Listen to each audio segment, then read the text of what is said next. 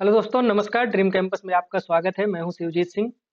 दोस्तों, जैसा कि हम जानते हैं कि हम अपना इंडियन सोसाइटी का सिलेबस कंप्लीट करने का कोशिश कर रहे हैं और इसी क्रम में अभी तक हम जो salient features of Indian society, unity in diversity और ये सब एक्सक्लूजन, सोशल इनइक्वालिटी, ये सब सारी चीज़ें हम लोग देख चुके। दोस्तों, सिलेबस में एक टॉपिक मेंशन है, role of women and women's organisation in the Indian Indian society. तो आज हम वही शुरू करने जा रहे हैं। ठीक है, ये एक इम्पॉर्टेंट टॉपिक है और अक्सर क्वेश्चंस यहाँ से उठा करके पूछा जाता है। और इवन इस टॉपिक से रिलेटेड चीज़ों को आप बहुत जगह पे मेंशन भी करते हैं और बहुत सारी जगह ऐसी हैं, बहुत सारी चीज़ें ऐसी हैं जो कि आप यूज करके आप अपने आंसर को एक बढ़िया धार भी देते हैं। तो ये कुल मिला के ये टॉपिक हमारे लिए इम्पोर्टेंट है। ठीक है दोस्तों, तो चलिए शुरू करते हैं। लेकिन यह है कि एक छोटा सा रिक्वेस्ट है आपसे कि अगर अभी आप नए हैं और हमारे चैनल पे पहली बार आए हैं, तो चैनल को सब्सक्राइब जरूर कीजिए, क्योंकि यह चैनल एक ऐसा चैनल है दोस्तों ना। देखिए, बड़ाई तारीफ तो हर कोई करता है, लेकिन मैं ये बताना चाह रहा हूँ कि जो टॉपिक्स आपको कहीं पे नहीं मिलते हैं, ऐसे टॉपिक्स को हम कवर करने की कोशिश कर रहे हैं। तो कुल मिलाकर के ये आपके लिए फायदेमंद चैनल है, तो सब्सक्राइब जरूर कीजिए और अपने साथ के जो लोग हैं, दोस्त लोग हैं, उनको भी शेयर कीजिए, उनसे भी बोलिए सब्सक्राइब करें। थोड़ा-सा हमको भी मोटिवेशन मिलता रहेगा और हम आपके लिए इसी तरह की वीडियोज़ लाते रहेंगे। तो खैर चलिए शुरू करते हैं हम आज का अपना टॉपिक। तो दोस्तों देखिए, जो सिलेबस है वो ये कहता है कि role of women and women organisations in the Indian society. देखिए, किसी भी सोसाइटी में किसी भी महिला का क्या रोल है, किसी भी महिला का क्या योगदान है दोस्तों, वह इस बात पर निर्भर करता है कि वह समाज उस समाज में रहने वाली महिलाओं को किस तरह के अधिकार दिए हैं, ठीक है, और किस किस तरह की स्वतंत्रता है और कौन-कौन सी ऐसी बाधाएँ हैं जो इनके कार्य करने की क्षमता को घटाती या बढ़ाती हैं।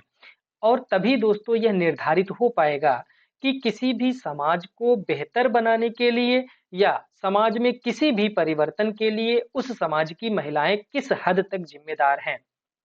तो अगर हमको यह समझ में आ गया कि किसी भी समाज में महिलाओं को क्या अधिकार थे, क्या उनकी स्वतंत्रता थी, क्या अपॉर्च्युनिटीज़ थी, क्या उनके पास फ्रीडम्स थी, ये सब सारी चीज़ें अगर हमको समझ में आ जाए, तो हम यह बता सकते हैं कि उस समाज को विकसित करने के लिए, उस समाज के विकास में उस समाज की महिलाओं का क्या रोल रहा होगा। और यही कारण है कि दोस्तों यह जो टॉपिक है, यह हम अलग-अलग पीरियड को लेकर के पढ़ेंगे। देखिए कि हर पीरियड में, चाहे वो इंडस वैली सिविलाइजेशन हो, चाहे मॉडर्न पीरियड हो, हर पीरियड में महिलाओं को क्या-क्या अधिकार दिए गए थे, महिलाओं को ट्रीट कैसे किया जाता था, इसी बात पर यह चीज़ निर्भर है कि उस समाज में महिलाओं का क्या रोल रहा होगा। तो अगर हम हिस्ट्री के रूप में देखें, तो historical data signified that women have many role in civilization since ancient time, and these roles are changing over the period. Obviously प्राचीन काल से ही महिलाओं को विभिन्न प्रकार से उनको ट्रीट किया गया है और जिस तरह से उनको ट्रीट किया गया है, जिस तरह से उनको अधिकार दिया गया है, उसी तरह से उस समाज की औरतें उस समाज के विकास में अपना योगदान दी हैं। अगर हम विमेन्स इन इंडिया की बात करें, the status of women in India has undergone drastic change over a past few millennia. ठीक है, in ancient time the Indian women were completely devoted to their family. अगर शॉर्ट टर्म में देखें, short form में देखें, तो ancient time में आप देख सकते हैं कि जो महिलाओं की स्थिति थी, वो ज्यादातर क्या थी कि अपने फैमिलीज का ही देखभाल, अपने फैमिली मेंबर्स का ही देखभाल करने में उनका ज्यादातर टाइम बीत जाता था। मिडवल पीरियड को महिलाओं के परिप्रेक्ष्य से डार्क एज कहा जाता है। क्यों? क्योंकि जितने भी राइट्स होते हैं, जितनी भी अपॉर्चुनिटीज, फ्रीडम, ये सब सारी चीजें उनको उनसे छीन ली गई थी। महिलाओं को केवल एक वस्तु के रूप में ट्रीट किया जाता था। इस वजह से महिलाओं के परिप्रेक्ष्य से उसको एक डार्क एज कहा जाता था। The status of women was declined considerably. They were not allowed to go out. बाहर जाने की अनुमति नहीं, भाई बाहर नहीं जाएगा कोई व्यक्ति तो वो काम भी नहीं करेगा। Move with others. अगर आप बाहर भी जा रहे हैं तो आपके साथ कोई ना कोई होना चाहिए। मतलब इतनी ज्यादा इनसिक्योरिटी। अगर इनसिक्योर होगा कोई व्यक्ति तो कॉन्फिडेंस की भी कमी आएगी। अगर कुछ वो करना भी चाहेगा तो नहीं कर पाएगा समाज के लिए। ठीक है, समझ रहे हैं आप इस बात को। They were asked to stay at home and take care of their children. एक ही काम है, बच्चे पैदा करो और पालो, उससे ज्यादा आप मत सोचो कुछ, बाकी जो आपके मेल काउंटर पार्ट हैं वो करेंगे। तो इस सब की वजह से जो मेडुअल पीरियड था उसको डार्क एज कहा गया। स्वतंत्रता के बाद क्या हुआ? Women came forward in all the sectors and there is remarkable changes in the status of women in the field of education, art and culture. ठीक है, हर क्षेत्र में, आप एजुकेशन के क्षेत्र में देख लीजिए, और आज की स्थिति में अगर आप देखिए तो महिलाएं हर क्षेत्र में आगे बढ़ रही हैं, हर क्षेत्र में वो अपना योगदान दे रही हैं। और वो अपना योगदान क्यों दे पा रही हैं? क्योंकि उनके अधिकारों की रक्षा की जा रही है, उनको अधिकार दिए जा रहे हैं, उनको स्वतंत्रता दी जा रही है कि वो जो भी चीज करना चाहती हैं, जो भी काम करना चाहती हैं वो कर सकती हैं। और यही वजह है कि आज के समाज में महिलाओं का उतना ही रोल है, उतना ही योगदान है जितना कि पुरुषों का रहा है। A historical view point two complexities India continue to face from time to time since independence, but the status of women in contemporary India is not a sort of inconsistency। मतलब ये कि ये परिवर्तन का दौर है, अब परिवर्तन हो रहा है, महिलाओं को अधिकार भी दिया जा रहा है, उनको स्वतंत्रता भी दी जा रही है, ठीक है, उनकी सुरक्षा भी निर्धारित की जा रही है, और इस वजह से ही वो अपना समाज के विकास में योगदान भी दे पा रही हैं। अगर हम एक क्रोनोलॉजी के टर्म में देखें, क्रोनोलॉजिकल इसको देखें। हाँ दोस्तों, एक चीज और मैं बता दूं कि जो लोग नए हैं, दोस्तों इस सारी चीज का पीडीएफ आपको हमारे टेलीग्राम चैनल पे मिलेगा, और उसका लिंक डिस्क्रिप्शन बॉक्स में दिया गया है। और ये जो पीडीएफ है ये हिंदी और इंग्लिश दोनों में आपको अवेलेबल हो जाएगा, तो आप उसके लिए परेशान मत होइए। खैर, आगे बढ़ते हैं। अगर हम महिलाओं की स्थिति इंडस वैली सिविलाइजेशन, मतलब कि जो सिंधु घाटी सभ्यता थी, उस समय में देखें कि अगर महिलाओं की स्थिति क्या थी, तो वीमेन वर फेयरली गुड, उनको प्रॉपर वही स्थान लगभग था जो कि पुरुषों का था। They were given equal honour along as men in culture. फिर उसके बाद एडोर्सन ऑफ मदर गॉडेस, जो उनकी मातृ देवी थी, महिलाओं की पूजा भी करते थे। ये इस बात का द्योतक है, इस बात को इंडिकेट करता है कि महिलाओं की स्थिति उस समय ठीक थी। अगर हम ऋग्वैदिक काल की बात करें तो women had superior status and they got more liberty and equality with the main. मतलब ये महिलाओं से ज्यादा कहीं ना कहीं स्वतंत्रता उनको मिली हुई थी, उनको इक्वलिटी मिली हुई थी पुरुषों के समकक्ष। और देखिए ना, इसी वजह से देखिए अब उनको शादी करने का भी स्वतंत्रता थी, स्वयंवर होते थे, ये सब सारी चीजें होती थी, तो ऐसा लगता था कि वहां पे उस टाइम पे प्रॉपर लिबर्टी थी। और लिबर्टी होगी, इक्वलिटी होगी, अपॉर्चुनिटी होगी, राइट्स होंगे, तो ऑब्वियसली उनका योगदान भी समाज के लिए अच्छा होगा। The position of wife was privileged one in the household and women had enhanced status to that of a man in performing the religious rites। मतलब जो आपका इस धार्मिक चीजें होती थी, धार्मिक एक्टिविटीज होती थी, उसमें वाइफ का एक अलग इम्पोर्टेंस था, उनका एक अलग महत्व होता था। In education sphere both boys and girls were having equal opportunities. मतलब ये कि एजुकेशन जितना शिक्षा का अधिकार बॉयज को था, उतना ही अधिकार गर्ल्स को भी था। Girls were permitted to spend their life in gurukul, gurukul में जाकर के वो पढ़ाई करती थी। In intellectual and spiritual life they occupied a position as man. जो इंटेलेक्चुअल स्टेटस है, मतलब कि बौद्धिक चीजें अगर कोई है, पॉलिसी इम्प्लीमेंटेशन, पॉलिसी फार्मुलेशन, उनका व्यू पॉइंट लिया जाता था, और उनके उनकी चीजों को कंसीडर किया जाता था। ठीक है, तो इसका मतलब ये कि ऋग्वैदिक पीरियड में जो महिलाएं थी वो प्रॉपर अपना योगदान दे रही थी as a male counterpart. Education of girls were considered as an important qualification for the marriage. Rigvedic period में दोस्तों एजुकेशन एक इम्पॉर्टेंट पैरामीटर होता था लड़कियों के विवाह के लिए। उत्तर वैदिक पीरियड में क्या हुआ? In this period freedom of marriage continued and remarriage of widows continued to be allowed. मतलब ये कि रीमैरिज भी होता था, विधवा पुनर्विवाह भी होता था, और जो फ्रीडम ऑफ मैरिज मतलब स्वयंवर वयंवर वाला जो सिस्टम था वो चलता रहा। फिर उसके बाद दो dowry system continued but not in the form of today's society. Dowry system था, लेकिन वो इस तरह का नहीं था जैसा कि आज हम देखते हैं कि डाउरी देना मस्ट है। देखिए उस टाइम का जो डाउरी होता था उसको गिफ्ट के रूप में देते थे। जो महिला होती थी, वो महिला उस धन को यूज करने के लिए स्वतंत्र होती थी। उस धन पे, जो भी धन डाउरी के रूप में दिया जाता था, उस पे टोटल राइट्स किसका होता था? उस महिला का होता था जिसकी शादी हो रही है। लेकिन अभी क्या है, जो दहेज में आया है उसकी कोई भी चीज उस महिला को मतलब कि इस तरह से नहीं कहा जाता था, कहा जाता है इस समय कि जो भी वो दहेज में लेके आई है उस पे उसी का अधिकार है। ठीक है, इवन यह देखा जाता है कि जो दहेज में आया है ना उस पे अधिकार उस महिला को छोड़ करके घर के सारे सदस्यों का है ना। तो ये अंतर है आज के डाउरी सिस्टम में और पहले के डाउरी सिस्टम में। पहले के डाउरी सिस्टम में जिसको डाउरी जो विमेन लेके आती थी उस पे उसका एक्सक्लूसिव राइट होता था। ठीक है, the marriage ceremony was the same as in the previous period. As in the previous period the picture of an ideal family life continued. बहुत ज्यादा अभी यहाँ तक जो है बहुत ज्यादा उनकी कंडीशन खराब नहीं हुई है, बस एक ही परिवर्तन हुआ है वो है डाउरी सिस्टम का। और वो भी डाउरी सिस्टम कुछ इस तरह का हुआ करता था जो कि कोई बर्डन या कोई भी एक्सक्लूजनरी टाइप का प्रोसेस नहीं होता था।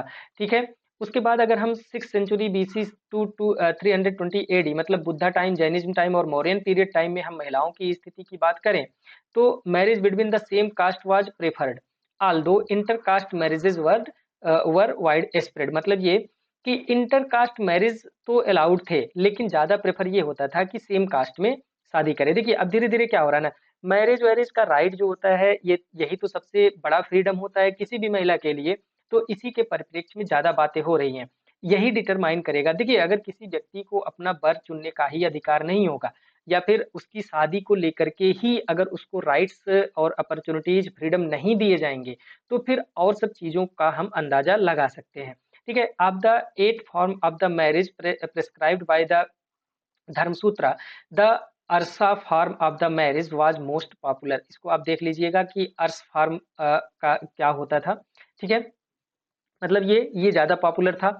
फिर उसके बाद ये मॉडिफाइड फॉर्म ऑफ स्वयंवर था, लगभग स्वयंवर की तरह ही होता था।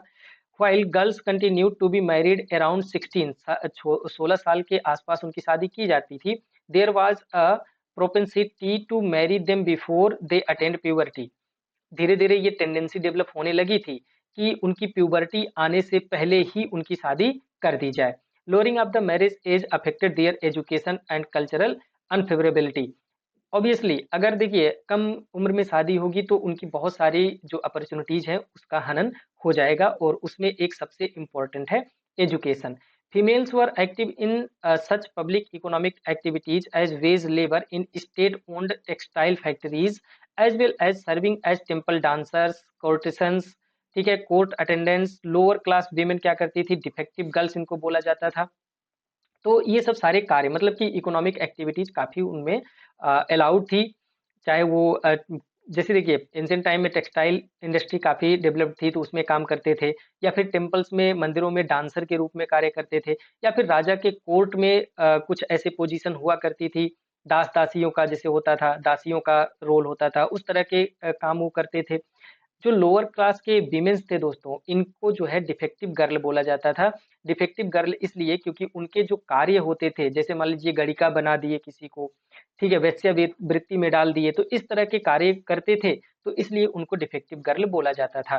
तो कुल मिला के अभी यहाँ से आप देखना शुरू कर दिए ना कि वीमेन का जो स्टेटस है वो क्या हो रहा है, धीरे धीरे नीचे जा रहा है, उनके राइट्स अपॉर्चुनिटीज ये सब कम होते जा रहे हैं। In the beginning of this period, there were well-educated women holding an honorable position in society and household. Even इस समय की सोसाइटी में भी कुछ महिलाएं ऐसी थी जो कि एजुकेटेड भी थी और अपने समाज में एक ऑनरेबल मतलब सम्मानजनक पोजीशन को भी होल्ड करती थी। Buddhist and Jain nuns relinquish the world for the sake of spiritual salvation. मतलब ये कि बहुत सारे बुद्धिस्ट और जैनिज्म महिलाओं को हमने देखा कि वर्ल्ड वाइड उन्होंने काम किया, लोगों की भलाई के लिए काम किया। उसके बाद Greek writers have indicated that sati existed was in trend in Punjab possibly confined to the fighter class only. इस पीरियड में दोस्तों सती प्रथा प्रिविलेंट था, लेकिन यह माना जा रहा था, यह माना जाता है कि यह जो ट्रेंड था वो पंजाब में ज्यादा था और स्पेशली जो फाइटर क्लास फैमिलीज थी, जो लड़ाके थे, जो लड़ाई करते थे, जो आर्मी में थे, उनके सोसाइटी में ज्यादा ये प्रचलित था जो सती प्रथा है। उसके बाद women courtesans were not looked down by the spiritual leaders or king. जो कोर्ट में महिलाएं होती थी, राजा के जो राजसभा होती थी, उसमें जो महिलाएं होती थी, उनको ऐसा नहीं देखा जाता था कि उनकी पोजीशन पुरुषों से कम है। वही सारे पॉइंट, मतलब कि जो भी चीजें बात हो रही है, जो भी डिस्कशन हो रही है, उसमें महिलाओं का जो व्यू पॉइंट होता था उसको इक्वल सम्मान दिया जाता था, उसको इक्वली कंसीडर किया जाता था। मतलब कि कोर्ट में किसी भी तरह का भेदभाव महिलाओं को लेकर के नहीं था। ये बात हो गई। एक मिनट। ओके दोस्तों, लाइट चली गई थी, आई एम सॉरी। तो ये बात हो गई जो 6th century BC to 320 AD, मतलब कि बुद्धा, जैनिज्म और मौर्यन पीरियड था उस टाइम पे। इसमें स्पेशली चंद्रगुप्त मौर्य के टाइम पे क्या हुआ, women had property rights to the stridhan. मतलब जो स्त्री धन यही वही होता है दोस्तों, कि जो वो शादी के टाइम पे जो दहेज के रूप में लेके आती थी, उसको स्त्री धन बोला जाता था। ठीक है, which was the gift made to women at the time of her marriage by her parents and subsequently increased by her husband. मतलब ये कि शादी के समय पे जो उनके माता पिता होते थे, वो कुछ धन देते थे लड़की को, और वह लड़की जब ससुराल जाती थी, ससुराल में उस धन को लेके जाती थी, तो उसको बोलते थे स्त्री धन। और यह जो हस्बैंड का एक परम कर्तव्य था कि जो यह धन लेके आई है वो उस पे बढ़ाने का कार्य करे, ना कि उसको केवल खर्च करने का कार्य करे। ठीक है, stridhan was generally in the form of jewellery to immovable properties. मतलब या तो वो ज्वेलरीज होती थी, गहना गुड़िया होता था, या फिर कुछ इमूवेबल प्रॉपर्टी, मतलब लैंड हो गया। ठीक है, इस तरह की प्रॉपर्टीज को दहेज में दिया जाता था, जिसको स्त्री धन बोला जाता था। और यह उस पति का परम कर्तव्य था कि वह इस स्त्री धन को और बढ़ाए। There were 8 forms of marriage, जैसा कि पहले हमने देखा। Marriage was both a secular and sacred institution, मतलब कि ये इसमें कोई रिलीजियस चीजें नहीं होती थी, सेकुलर था, और ये पवित्र एक इंस्टीट्यूशन, पवित्र संस्था के रूप में देखा जाता था।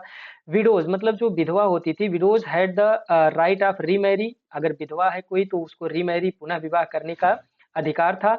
Although when they did so, they lost their rights to any property in bread from their deceased husband. मतलब ये कि अगर जो उसका मृतक पति है, वहां से जो धन उसको प्राप्त होना चाहिए, उस धन पर अधिकार उसका नहीं रह जाता है। ऑब्वियसली ये सच भी है कि अगर किसी का पति मर गया और वो दूसरी शादी कर रही है, तो जो पहले पति का धन है वो उसको छोड़ के आए। ठीक है, in this period women were allowed to participate in public economic activities as a wage labour in state owned factories as well as serving as temple dancers and courtesans. वही वापस से चीजें, बहुत सारी इकोनॉमिक एक्टिविटीज थी जिसमें महिलाओं को पूरा अधिकार था, पूरा उनका पार्टिसिपेशन था।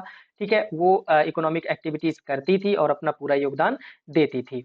उसके बाद जो गुप्ता पीरियड था दोस्तों, गुप्ता पीरियड में, गुप्ता पीरियड का इंफॉर्मेशन जो हमको मिलता है वो मिलता है कामसूत्र से। ठीक है, women were allowed to be educated, शिक्षा का अधिकार था उनको। To give and to receive sexual pleasure, obviously, and to be the faithful wives, obviously ये सब अधिकार थे उनको। There was an increasing tendency to lower the marriageable age of girls, with girls being married before और after the puberty. मतलब ये धीरे धीरे टेंडेंसी ये आने लगी कि कम उम्र में शादी कर दी जानी चाहिए। ठीक है, जो क्या कहते हैं उसको, कम उम्र में शादी करने की जो प्रथा स्टार्ट हुई, वो गुप्ता पीरियड से थोड़ा सा और कम एज कर दिया गया। Marriage within the same caste was preferred but forbidden within the certain degrees of the relationship, obviously. मतलब ये कि सेम कास्ट में मैरिज ज्यादा प्रेफर था, लेकिन जो closely related boys and girls थे, उनके बीच में शादियों को प्रोहिबिट किया गया था। यहाँ तक भी देखिए कोई इशू नहीं है अभी। Girls of high families had ample opportunities for the acquiring ability to higher learning. अभी धीरे धीरे देखिए जो हायर फैमिली के लोग थे, उनकी उनके घर की जो गर्ल्स थी, उनको एजुकेशन मिलता था। Girls living in royal courts were trained in singing and dancing too. मतलब यहाँ पे भी जो राजा रानियों के जो बेटे बेटियां थे, स्पेशली जो बेटियां थी, उनको सिंगिंग डांसिंग का भी अधिकार मिलता था, और सिंगिंग डांसिंग भी करती थी। ठीक है, sati was not extensively prevalent during this period. Sati का जो महत्व था वो कम हुआ, सती का जो प्रचलन था वो धीरे धीरे गुप्ता पीरियड में कम हुआ है। ठीक है, बहुत कम था। फिर उसके बाद रीमैरिज ऑफ विडोज दो coming into the disfavour was not forbidden, the only direction in which the position of the women improved was in the arena of the propriety rights. ठीक है, रीमैरिज होता था विडो का, लेकिन जो उनकी property की राइट थी उसमें जो है थोड़ा सा डिटोरिएशन, उसमें जो है कमी आई है। During this period society began to discourage widow remarriage. There began to arise a class of childless widows who needed money to maintain themselves. मतलब ये धीरे धीरे रीमैरिज अलाउ था, लेकिन जो विधवा विवाह था उसको धीरे धीरे लोग डिस्करेज कर रहे थे। बहुत ज्यादा वो प्रचलन में बहुत ज्यादा प्रचलन उसका नहीं होना देना चाह रहे थे। Due to lowering the age of marriage हमने बताया कि उसको कम करने की कोशिश किया गया। Girls were not literate as earlier. Obviously जब जल्दी शादी हो जाएगी तो उनको एजुकेशन नहीं मिल पाएगा। This degraded the status of women.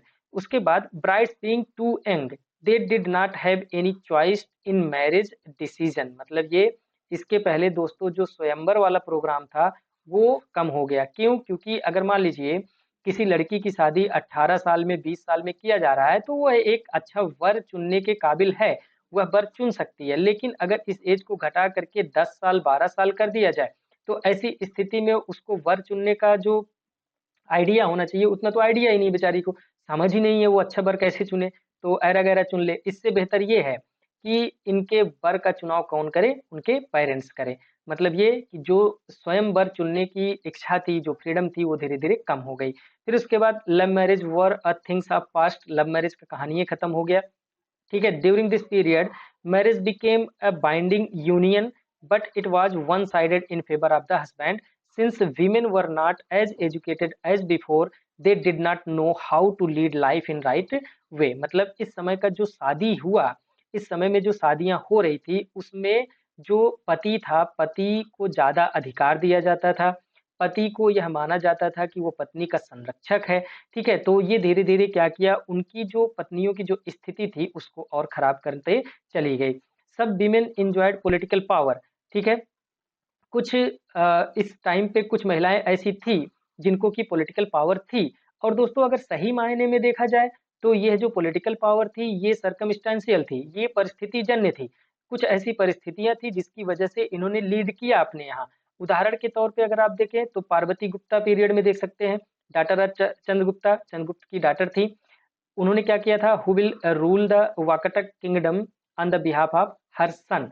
उनका पुत्र, जैसा कि हमने कहा कि सर्कमस्टेंशियल था, उनका पुत्र एबल नहीं था, इसलिए कुछ दिनों के लिए उन्होंने पॉलिटिकल कार्यभार संभाला था। ठीक है।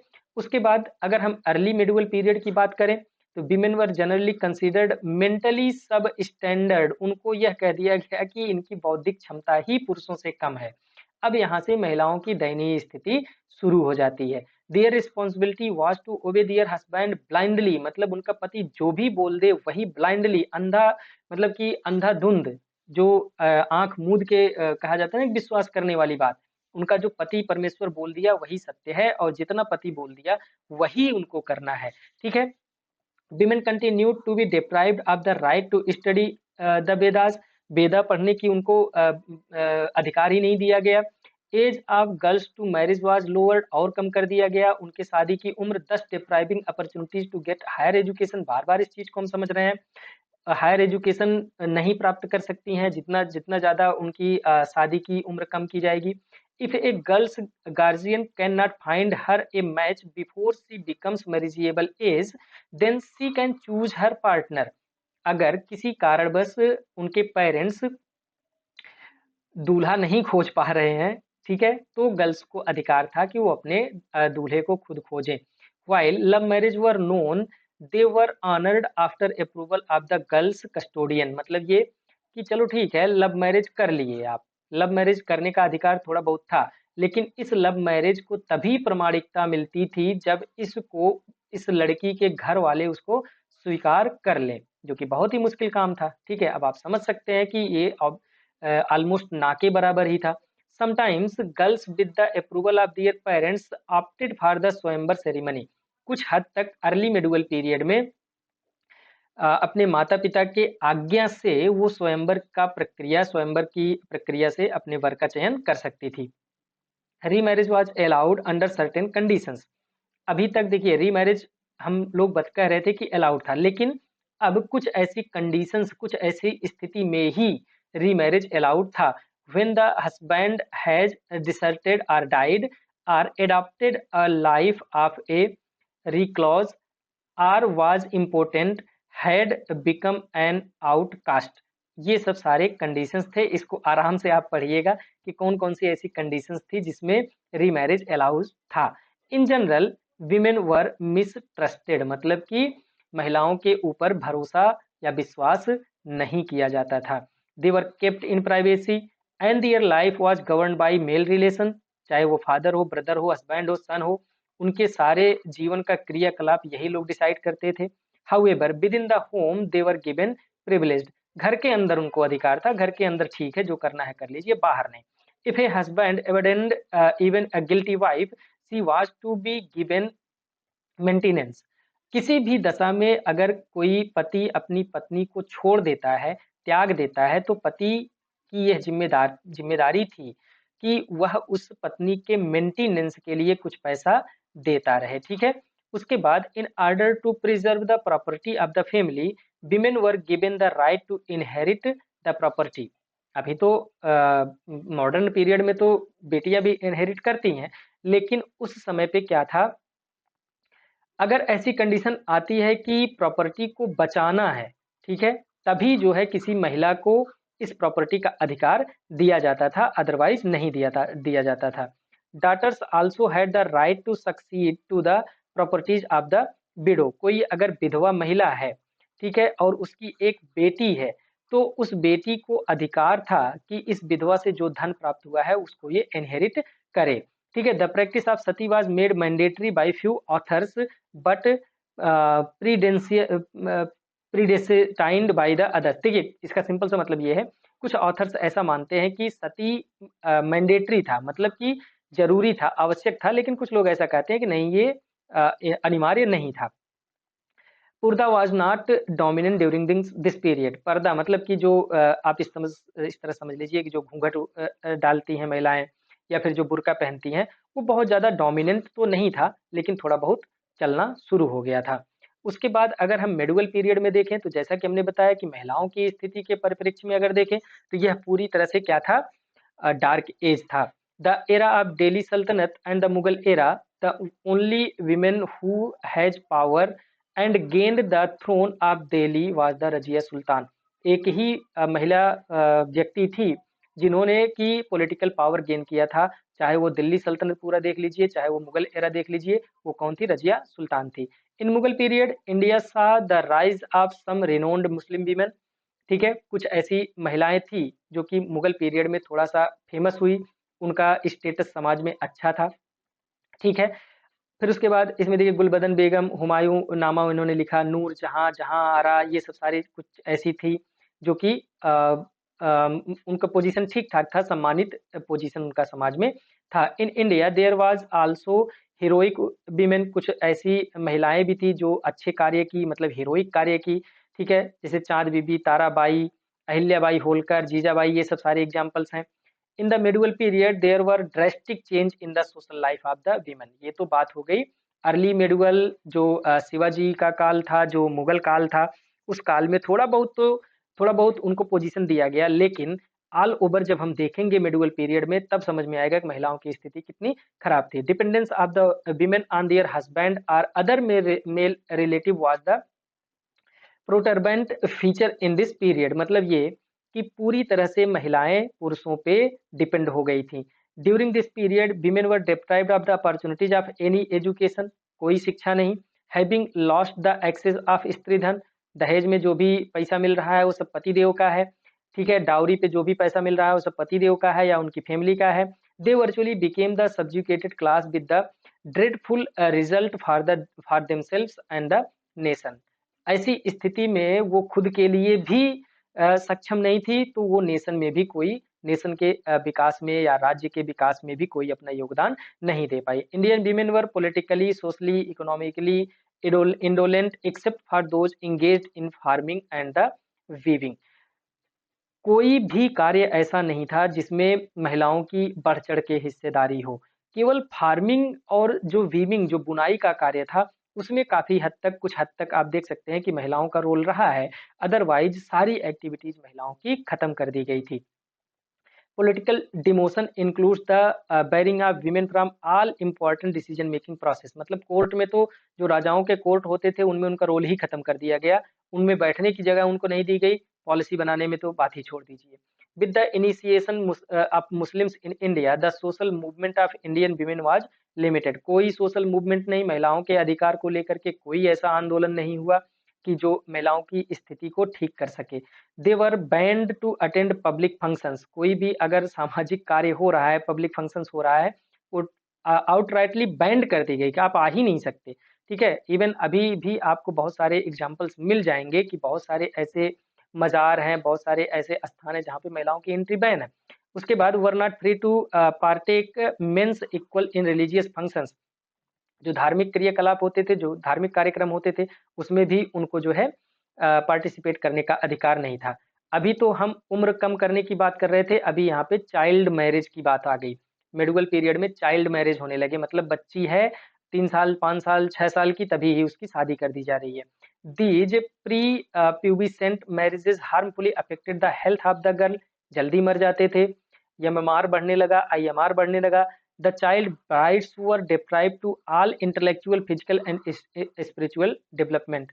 उनका रोल ही पूरी तरह से खत्म हो गया। Thus they were influenced by the circumstances to accept their the subordination and secondary position. धीरे धीरे ऐसा प्रचलन ही हो गया कि उस समय की जो महिलाएं थी वो अपनी स्थिति को ही अपनी डेस्टिनी मानने लग गई। ठीक है, अगर हम अदर सोशल एबिल्स की बात करें मेडिवल पीरियड में, तो फीमेल इन्फेंटिसाइड मतलब कि जो बच्ची पैदा हुई उसको मार दिए। सती बहुत तेजी से बढ़ गया, सती प्रथा, चाइल्ड मैरिज, पुर्धा सिस्टम। ठीक है, उसके बाद पॉलीगैमी, एक हस्बैंड बहुत सारे पत्नियां, ये सब परेशानियां, ये सब सोशल एबिल्स बढ़ने लगे। Women came to be degraded as a tools of sensual satisfaction. उनको बस एक ऑब्जेक्ट की तरह यूज किया गया, किस चीज के लिए? अपने मेल काउंटर पार्ट्स को सेंसुअल सेटिस्फैक्शन के लिए। इवन एवं among the Hindus there was no limit for wives a man could take. Even Hindu में भी जो पुरुष होते थे वो कई सारी पत्नियों को रख सकते थे, कई सारी महिलाओं से शादी कर सकते थे। Marriage in Islam is a contract. Obviously अभी भी देखिए उनके शादी में, मुस्लिमों की जो शादी होती है वो एक कॉन्ट्रैक्ट के रूप में होती है। But a Muslim man can have as many as 4 wives. 4 पत्नियां वो रख सकता था। Islam also made husband the head of the family instead that a wife should follow all his commands and should serve him with greatest loyalty whether he deserved for it or not। मतलब ये पति ही परमेश्वर है, यह पति चाहे कितना भी निकम्मा क्यों ना हो, पत्नी को इसकी सारी बातें माननी पड़ेंगी। ठीक है, purdah gained acceptance with advent of the Muslim. मुस्लिमों का जब यहाँ पे राज शुरू हुआ, उसके बाद से जो पुर्दा सिस्टम था उसको समाज में एक्सेप्टेंस दे दिया गया, वो पूरी तरह से वैलिड मान लिया गया। Dowry system was also prevalent. ठीक है, with time dowry became a vital part of the marriage ceremony. पहले जो डाउरी होता था, जो स्त्री धन होता था, वो वॉलंटरी होता था। जो लड़की के मम्मी पापा होते थे वो खुशी खुशी देते थे, लेकिन अभी इसको मैंडेटरी कर दिया गया, मतलब ये कि आपको देना ही देना है। ठीक है, this in way contributed the female infanticide. अब देखिए जब मैंडेटरी कर दिया गया तो ऐसे कंडीशंस में क्या हुआ कि जो मम्मी पापा हैं अगर वो नहीं दे पा रहे हैं तो वो ये सोच रहे हैं कि जो फीमेल बच्ची है उसको बचपन में ही मार दो, बाद में दहेज नहीं देना पड़ेगा। इकोनॉमिक कंडीशन इतनी अच्छी नहीं थी कि वो इस चीज को सोच सकें कि चलो हम किसी तरह से कर लेंगे। इकोनॉमिक हर्डल था जिसकी वजह से वो डरते थे कि अगर बच्ची होगी तो उसकी शादी करना होगा, और शादी जब करना होगा तो डाउरी देना होगा। ठीक है, तो ये सब कंडीशन थी। Widows conditions were more miserable. जो विधवा थी उनकी कंडीशंस बहुत खराब हो गई। Inflexibility of caste system deprived of them the right to freedom and social movement. जो कास्ट सिस्टम था दोस्तों ये बहुत ज्यादा ग्रेव हो गया, बहुत ज्यादा कॉम्प्लेक्स हो गया, तो इस वजह से भी महिलाओं की स्थिति बहुत ज्यादा खराब हो गई। Inhuman treatment was given to the widows. जो विधवा थी उनको अजीबो गरीब तरह से ट्रीट किया जाता था, मिस ट्रीट किया जाता था, मारा पीटा जाता था, समाज से एक्सक्लूड कर दिया जाता था, ना तो कोई अधिकार दिया जाता था, ना तो उनके पास खाने पीने की कोई व्यवस्था होती थी, ना रहने की व्यवस्था होती थी। तो इस सबसे यह चीज़ दिखाता है या दर्शाता है कि उनके साथ जो ट्रीटमेंट किया जाता था, वो बहुत ही ज़्यादा अमानवीय ट्रीटमेंट होता था। She was forced to lead a life away from the sophisticated pleasures. मतलब ये आसान भाषा में कि उनको गाँव से बाहर कर दिया जाता था। जो भी बेसिक चीज़ें गाँव में मिलती हैं, उन सब चीज़ों से उनको डिप्राइव कर दिया गया। A widow was also isolated from the society as well as family. परिवार वाले भी उनको परिवार से बहिष्कृत कर देते थे। An other prerequisite for a widow was shaving the head. मतलब कि चंड-मुंड हो जाती थी विधवाएँ, उनका बाल छील दिया जाता था। अब सोचिए कितना हैरेसिंग था ये, एम्बैरेसिंग होता था उस टाइम पे। She was the सेम्ड miserably by the modern society. ठीक है, the condition of the Muslim window was somewhat better. Even जो मुस्लिम महिलाएं विधवा होती थी, उनकी कंडीशन हिंदुओं से बेटर थी। किस फैक्ट से? Owing to the fact that she could marry after a certain gap of time following her husband's death. मतलब ये कि अगर कोई मुस्लिम महिला विधवा हो जा रही है, तो कुछ टाइम के बाद, कुछ समय बीतने के बाद वो फिर से रीमैरी कर सकती थी, फिर से विवाह कर सकती थी। लेकिन हिंदुओं में ये व्यवस्था अवेलेबल नहीं थी। ठीक है, अकॉर्डिंग टू जहां there was the practice of voluntary immolation by wives and daughters of the overpowered warriors in order to avoid capture and resulting molestation by the opponent। इसको बोलते थे stimulated सती।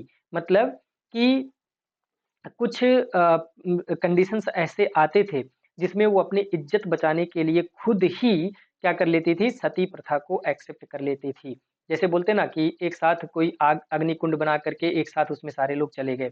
उसके बाद prostitution which became the recognised institution. वेश्यावृत्ति को एक संस्थागत पहचान दे दी गई। मतलब वेश्यावृत्ति को एक इस तरह से समझ लीजिए कि एम्प्लॉयमेंट के रूप में देखा जाने लगा। फिर उसके बाद devadasi system which was predominant among the Hindus. Devadasi system था कहाँ पे?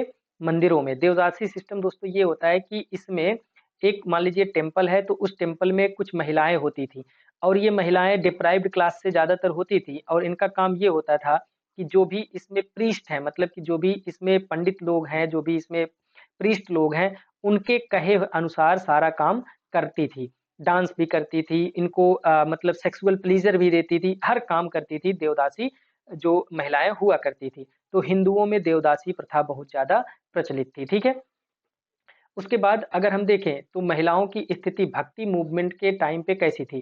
Female poets and also played a significant role in the bhakti movement. आप बहुत सारे मीराबाई को देख लीजिए, बहुत सारी महिलाएं थी जो भक्ति मूवमेंट में अपना बढ़ चढ़कर रोल अदा की हैं। Women भक्स road the obstacles of home, family tensions and the absent of husband. ठीक है, फिर उसके बाद meaningless house hold course and the restrictions of the married life including. मतलब हर चाहे जो भी सिचुएशन है, बहुत ही बढ़िया तरीके से जो विमेन राइटर्स थे उन्होंने इनके बारे में अच्छा लिखा, खुल के लिखा चीजों को। ठीक है, status of women in India during the British period. अब आ गया ब्रिटिश पीरियड में। Earlier to this period the status of women was gloomy. ठीक है, लेकिन in British period women were given opportunities for the education. अभी यहाँ से धीरे धीरे महिलाओं की स्थिति ठीक होना स्टार्ट होगी, और इसके दो कारण थे। पहला कारण ये कि जो ब्रिटिश रूल का जो उनका बेसिक फंडा था, ठीक है, उनका जो बेसिक इंटरेस्ट था, और इवन जो उनका पहले का कल्चर था, मतलब उनका अपना खुद का जो अपने देश में कल्चर था, वहां पे महिलाओं की स्थिति इतना खराब नहीं थी। तो इसी वजह से जो जब वो इंडिया में आए तो महिलाओं को भी उतना ही अधिकार दिया उन्होंने जितना कि पुरुषों के दिया।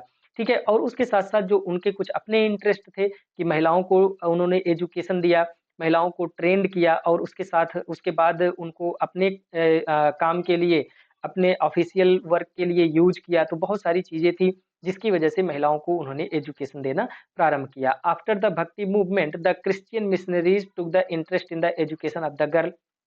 जो क्रिश्चियन मिशनरीज आई उन्होंने भी महिलाओं के एजुकेशन के लिए काम किया।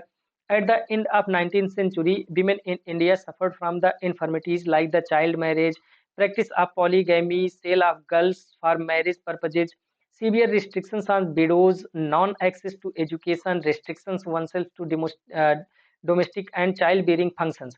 The Indian National Conference started in 1885 by the Justice Ranade contained these disabilities. देखिए इतना बड़ा सेंटेंस लिखा है, इसका सिंपल सा मतलब ये है कि जो उस समय का मूवमेंट चल रहा था इंडियन नेशनल कांग्रेस का, या फिर अलग जो सोशल मूवमेंट्स चल रहे थे, वो सारे मूवमेंट्स ने क्या किया, महिलाओं की स्थिति को लेकर के बढ़-चढ़ कर बात किया और उसको सुधारने का पूरा प्रयास किया। उसमें एक एग्ज़ाम्पल आप जस्टिस राणा डे को देख सकते हैं। उसके बाद दूसरा एग्ज़ाम्पल आप राजा राममोहन राय को देख सकते हैं, जिन्होंने सती सिस्टम को पूरी तरह से खत्म करने में अपना भूमिका अदा किया, ठीक है? फिर raise the voice against the child marriage को खत्म करने के लिए उन्होंने बात की, and for the right for the legacy for the women, ठीक है? उनकी लेगेसी के बारे में भी बात किया। उसके बाद ईश्वर चंद्र विद्यासागर थे, इन्होंने जो विधवा का अधिकार था उसके बारे में लड़ाई की, ठीक है? उनको रीमैरी करने के लिए प्रयासरत रहे। फिर उसके बाद महाराजा राव, ये इन्होंने क्या किया, work for the deterrence of the child marriage, polygamy, ठीक है, getting the rights of the education to women and the right to remarriage of widow, इन्होंने भी इन सब चीजों के लिए काम किया। Other eminent personalities like Swami Vivekananda, Annie Besant, Mahatma Gandhi, Swami Dayanand Saraswati had interest in the social and political rights of the women, इन सब लोगों ने भी महिलाओं के लिए कार्य किया, जिससे महिलाओं की स्थिति में सुधार आया। In modern time women were actively participating every field of life, चाहे आप पॉलिटिक्स देख लीजिए, चाहे आप ओरेटर के रूप में देख लीजिए, लॉयर, डॉक्टर, ठीक है, एडमिनिस्ट्रेटर, डिप्लोमेट्स, हर क्षेत्र में मॉडर्न पीरियड में आज के समय में महिलाएं बढ़ चढ़कर हिस्सा भी ले रही हैं और अपना योगदान भी दे रही हैं, और जिसकी वजह से उनकी स्थिति में सुधार भी देखा जा रहा है। और इस सुधार की वजह से ही दोस्तों उनका जो योगदान रहा है, उनका जो भूमिका रही है, वो काफी हमको देखने को मिल रही है मॉडर्न पीरियड में। अगर हम विमेंस ऑर्गेनाइजेशन की बात करें दोस्तों, तो दो तरह से आप देख सकते हैं, एक स्वतंत्रता के पहले, एक स्वतंत्रता के बाद। देखिए स्वतंत्रता के पहले ये सब केवल लिखिए ना, ये सब केवल आप अगर आपको याद तो रहेगा नहीं, ठीक है कितना भी कोशिश कर लीजिए, एक आप याद है वो लिख लीजिए, विमेंस इंडिया एसोसिएशन, ये काफी इंपॉर्टेंट है। National council of women in India, ठीक है, the all India women's conference, ये 2-3 आप जो है प्री इंडिपेंडेंस टाइम में ब्रिटिश काल में आप देख सकते हैं कि महिलाओं के अधिकार के लिए ये सब ऑर्गेनाइजेशंस लड़ रहे थे। लेकिन स्वतंत्रता के बाद अगर हम देखें दोस्तों, तमाम है, हज़ारों हैं, कितना आप याद करेंगे? कुछ रख लीजिए अपने पास, ताकि जो है कहीं आप मेंशन करना चाहें तो मेंशन कर सकते हैं। जैसे इसमें all India federation for women's lawyers हो गया, ऑल इंडिया विमेन्स कॉन्फ्रेंस हो गया, अपन समाचार हो गया, association of the theologically trend women हो गया, ठीक है? भारतीय ग्रामीण महिला संघ हो गया, भारतीय महिला बैंक हो गया, तमाम चीज़ें हैं, दुर्गा वाहिनी हो गया, ठीक है? क्रांतिकारी आदिवासी महिला संगठन हो गया, तो ये सब सारी चीज़ें आप पोस्ट अ, इंडिपेंडेंस जो विमेन ऑर्गेनाइजेशंस हैं, वो आप 1-2 एग्जांपल दे सकते हैं। इम्पोर्टेंट दोस्तों यहाँ पे ये है, जो ये महिला ऑर्गेनाइजेशंस हैं, विमेन ऑर्गेनाइजेशंस हैं, इनकी ऑब्जेक्टिव क्या है? ये काम क्या कर रही हैं, करना क्या चाहती हैं? तो सबसे पहला जो ऑब्जेक्टिव है दोस्तों, वो है strengthening and building new initiatives, networks, forum etcetera for the protecting women's rights. इनका जो ऑब्जेक्टिव है दोस्तों, ऑब्जेक्टिव ये है कि ये एक ऐसा कोई ऐसा ग्रुप बनाए, कोई ऐसा प्लेटफॉर्म महिलाओं को दे, जहां पर आकर के महिलाएं अपने राइट्स के लिए बात कर सकें, अपने अधिकारों की लड़ाई लड़ सके। उसके बाद जो दूसरा इनका ऑब्जेक्टिव है, monitoring the government of India's commitments, implementing the platform for action with special focus on the 8 point agenda discussed in the conference of the commitment, ठीक है, the human rights other United nation convention. आसान भाषा में पहला काम तो ये हो गया कि एक ये प्लेटफॉर्म प्रोवाइड करवाएं जहां पे महिलाएं आकर के अपनी बात कर सके। दूसरा ऑब्जेक्टिव इनका ये है कि गवर्नमेंट के द्वारा जो भी कुछ किया जा रहा है उसकी मॉनिटरिंग कर सके ये, ठीक है, मॉनिटरिंग कर सके, ताकि यह पता चल सके कि महिलाओं के लिए जो भी कार्य किया जा रहा है, जो भी योजना परियोजना लॉन्च की जा रही है, वो सही तरह से महिलाओं के पक्ष में कार्य कर रही हैं कि नहीं, सही ढंग से अपना कार्य कर रही हैं कि नहीं, ठीक है। अगला ऑब्जेक्टिव इनका ये है कि advocacy, lobbying, campaigning on women related issues, महिलाओं से संबंधित जो भी चीजें हैं, जो भी इश्यूज हैं, उसके बारे में बढ़ चढ़ के ये अपनी आवाज उठाएं, ताकि सरकार तक इनकी आवाज पहुंच सके, लोगों तक इनकी आवाज पहुंच सके, और लोग उसको दूर करने के लिए या सरकार उसको दूर करने के लिए कार्य करे, ठीक है। तो इस तरह से जो इनका अगला ऑब्जेक्टिव है, इस तरह से है। उसके बाद इंफॉर्मेशन डिसेमिनेशन एंड डॉक्यूमेंटेशन, एक अगला ऑब्जेक्टिव ये भी है कि अगर महिलाओं से संबंधित कोई इंफॉर्मेशन है, कोई सूचना है जो कि महिलाओं के हित में है, तो इस सूचना को हर महिला तक पहुँचे, ये सुनिश्चित करना भी इनका एक ऑब्जेक्टिव रहा है। उसके बाद solidarity and linkage with the other regional and global forums, मतलब ये कि जो इंडियन प्लेटफॉर्म्स हैं, जैसा कि हमने पहला पॉइंट हमने देखा कि प्लेटफॉर्म क्रिएट करना है, तो इनका ऑब्जेक्टिव ये भी है कि जो लोकल और रीजनल प्लेटफॉर्म्स हैं, इनको ग्लोबल प्लेटफॉर्म से कनेक्ट किया जाए, और ताकि इसके माध्यम से जो ग्लोबल प्लेटफॉर्म्स हैं, उनके जो आइडियाज हैं वो हमको मिल सकें, और जो हमारी समस्याएं हैं वो ग्लोबल लेवल पर उठ सके। ठीक है। विमेंस एम्पावरमेंट अगला जो ऑब्जेक्टिव है, महिला सशक्तिकरण। कैसे करेंगे महिला सशक्तिकरण? Promoting grass root level women's organisation, जो लोकल लेवल पे ग्रास रूट लेवल पे कार्य कर रही हैं, उनका प्रमोशन, उनको और बढ़ाया जाए। फिर उसके बाद fostering functional literacy education social awareness generation, ठीक है, ये सब कार्य करके। Augmenting participation of women in local governance, मतलब कम से कम प्रधानी ही लड़ा दो। ठीक है, तो ये सब काम भी वो उनका ऑब्जेक्टिव है। इस सब ये सब कार्य करके भी महिलाओं का सशक्तिकरण करना चाहते हैं। फिर उसके बाद encouraging women's income generation and economic capacity building, ये तो मोस्ट इम्पोर्टेंट है। किसी भी अगर समाज में महिलाओं की स्थिति को सुधारना है, महिलाओं की स्थिति को सही करना है, तो सबसे पहले जो उनको देना चाहिए वो देना चाहिए इकोनॉमिक फ्रीडम, ताकि वो उनकी इनकम बढ़ेगी। और इनकम देखिए सिंपल सी बात है भाई, जो पैसा कमाता है उसकी बात घर में सुनी जाती है, चाहे वो लड़की हो चाहे लड़का हो। तो अगर उनकी इकोनॉमिक स्टेटस सही होगा तो उनकी बातें सुनी जाएगी, उनको प्रॉपर फ्रीडम मिलेगा, उनको अधिकार मिलेगा हर चीज में। ठीक है। फिर उसके बाद strengthening women's participation in agriculture and food security support, इसके माध्यम से भी महिलाओं का एम्पावरमेंट करना इनका उद्देश्य है। फिर उसके बाद upholding non violence and social empowerment, देखिए जो चाहे आप डोमेस्टिक वायलेंस की बात कर लीजिए, चाहे वर्क प्लेस पे वायलेंस की बात कर लीजिए, तो इन सब चीजों को दूर करना भी इनका एक ऑब्जेक्टिव है। और इन सब चीजों को दूर करके भी वो महिलाओं को सशक्त बनाने का कोशिश करते हैं ये सब सारे ऑर्गेनाइजेशन। फिर उसके बाद improving family health and nutrition, अगर सही मामले में सही मायने में अगर दोस्तों देखा जाए, तो अगर हेल्थ केयर की ज़्यादा ज़रूरत है, न्यूट्रिशन की ज़्यादा ज़रूरत है, तो वो घर की महिलाओं को, क्योंकि अगर हेल्थ के परिप्रेक्ष्य में देखा जाए, हेल्थ के पॉइंट ऑफ व्यू से देखा जाए, तो महिलाओं को ज़्यादा न्यूट्रिशन चाहिए होता है इन कंपैरिजन टू बॉयज़। ठीक है, गर्ल्स को ज़्यादा न्यूट्रिशन चाहिए होता है। तो इन सब के माध्यम से भी ये जो ऑर्गेनाइजेशंस हैं, ये महिला सशक्तिकरण करना चाहते हैं। उसके बाद महिला सशक्तिकरण के अलावा इनका जो अगला फोकस होता है वो होता है चाइल्ड डेवलपमेंट का। चाइल्ड डेवलपमेंट ये कैसे करेंगे? सपोर्टिंग द चाइल्ड एजुकेशन, ये प्रयास करते हैं कि हर बच्चे को अच्छा एजुकेशन मिले। फिर उसके बाद promoting sports and games, advancing environment and ecological awareness, वापस से वही सब सारी चीजें ये करेंगे जो भी एक बच्चे के संपूर्ण मानसिक और जो उनका बौद्धिक विकास है, जो फिजिकल विकास है, भौतिक विकास है, जो सामाजिक विकास है, उन सब चीज़ों के लिए ज़रूरी है, वो सब सारे कार्य ये लोग करते हैं। ठीक है दोस्तों, तो इस तरह से देखिए हमने देखा कि जो एक टॉपिक है हमारा role of women and women's organisation, उसमें हमको एक देखिए हमने इसमें बहुत डिटेल में दिया है कि रोल एंशिएंट पीरियड से लेकर के मॉडर्न पीरियड तक अलग अलग पीरियड को हमने अलग अलग टॉपिक में देखा, अलग अलग हेडिंग बना के देखा। लेकिन क्रक्स दोस्तों इस टॉपिक का यही है कि आप रोल ऑफ वीमेन, एक टॉपिक ये रोल ऑफ वीमेन, और दूसरा टॉपिक ये role of women's organisation in the society. ठीक है, तो रोल ऑफ विमेन को जब आप बताने लगे तो इसको आप एंशियंट, फिर मेडुअल, फिर मॉडर्न में बताइए। ठीक है, शार्ट में। फिर उसके बाद रोल ऑफ विमेन्स ऑर्गेनाइजेशन अगर आप जब बताना शुरू करें, तो ये सब पॉइंट्स जो अभी हमने देखा, ये सारे पॉइंट्स आप लिखिए इसमें। ठीक है, तो इस तरह से आपका जो आंसर होगा वो कंप्लीट हो जाएगा। तो दोस्तों उम्मीद है कि ये टॉपिक आपको पूरी तरह से समझ में आ गया होगा, और आप ये इस स्थिति में होंगे कि इससे रिलेटेड अगर कोई भी क्वेश्चन आता है या फिर कहीं पे भी ऐसी स्थिति बनती है जहाँ पे आप इसको यूज करना चाहते हैं, तो आप यूज कर सकते हैं। तो आज के लिए बस इतना ही। Thanks for watching.